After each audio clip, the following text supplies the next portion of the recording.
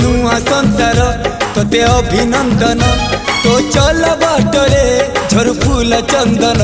तो चल बाटरे झर फूल चंदन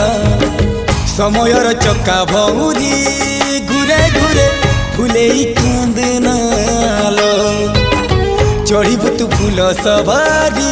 धीरे धीरे फूले कांदनालो बाहादर सुख परा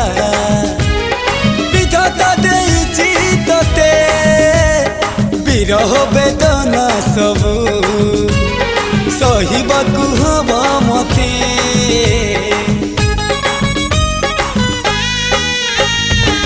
सिंथी तो रहेला सिंदूरी धारे धारे फूले कांदनालो चढ़ीबु तू फूल सवारी धीरे धीरे फूले कांदना।